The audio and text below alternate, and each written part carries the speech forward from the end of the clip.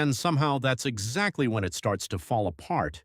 You pick a fight over nothing. You pull away right when things get close. You start finding flaws in someone who, a month ago, felt like exactly what you wanted. Some part of you is doing this on purpose, and the strange part is you don't even fully know why. This isn't bad luck. It isn't just not being ready. There's a specific psychological reason good relationships sometimes feel more threatening than bad ones, and once you see it clearly, you can't unsee it. Let's call him Daniel. He's 31. He met someone 3 months ago. Let's call her Sarah.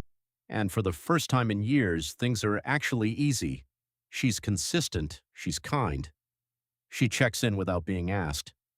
She doesn't disappear for days and then reappear like nothing happened. For the first few weeks, Daniel is happy, genuinely happy. But somewhere around week 6, something shifts. Sarah sends a sweet good morning text, and instead of feeling warm, Daniel feels a strange flicker of suspicion. Why is she being this nice? What does she want? He starts noticing things he'd normally ignore, the way she pauses before answering a question, a joke that landed slightly wrong. He replays these tiny moments, building a case.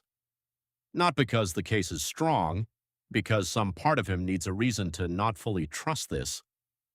Then, on a random Tuesday, she asks him a simple, caring question. How are you feeling about us? And Daniel, without planning to, snaps at her, says something colder than he meant, watches her face fall, and in that exact moment, something in his chest almost relaxes, like a held breath finally released.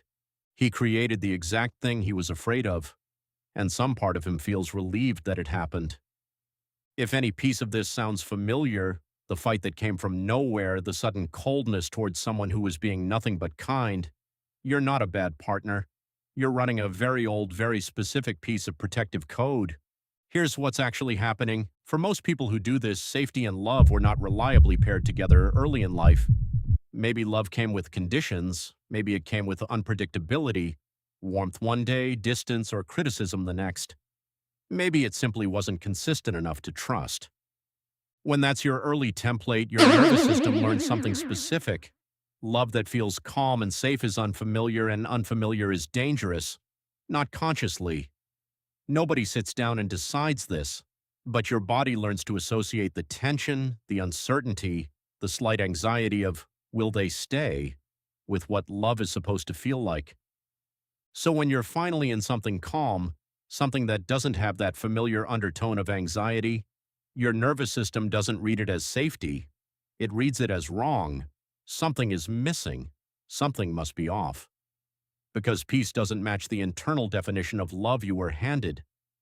This is why people will describe a healthy relationship as boring or say they feel nothing, while a relationship full of anxiety, inconsistency, and push-pull feels like real chemistry. It's not that the calm relationship lacks depth. It's that your body is trained to read tension as intensity and calm as absence. Sabotage, then, isn't random self-destruction. It's your nervous system trying to recreate a familiar emotional climate, even a painful one, because familiar to your body has always meant survivable. But here's the layer underneath that. Sabotage isn't only about recreating what's familiar, it's also a test. When you pick a fight, pull away, or find a flaw to focus on, some part of you is quietly asking a question. Will you leave now? Is this the moment you finally show me you were never really going to stay? This is the part most people never say out loud.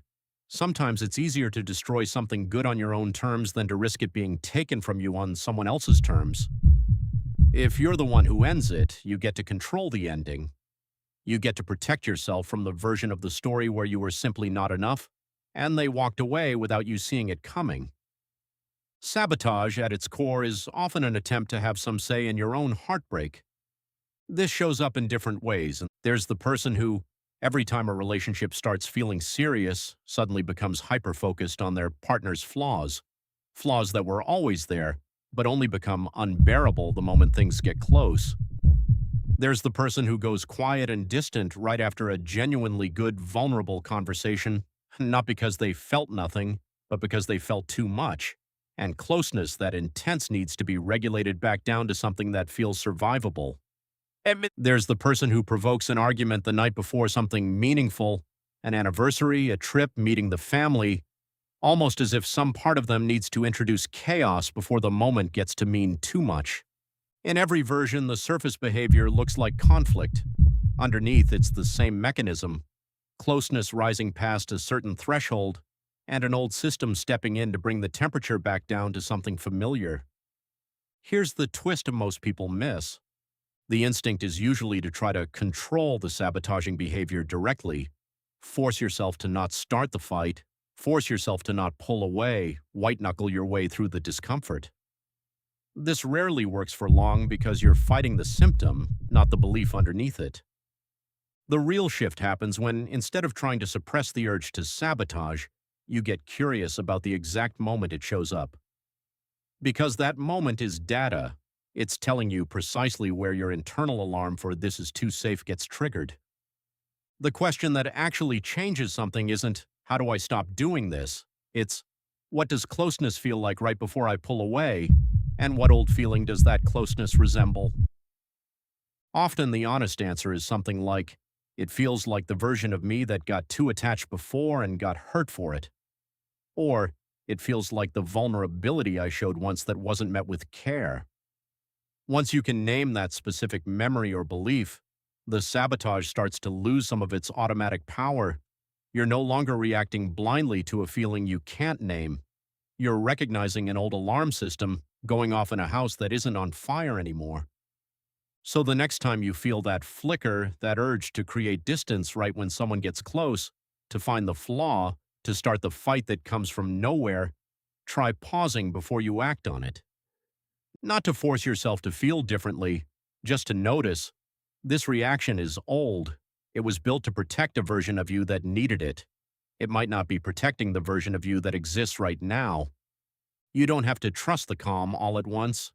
You just have to stay long enough to let your nervous system slowly learn a new definition of what safety actually feels like. Peace isn't the absence of love.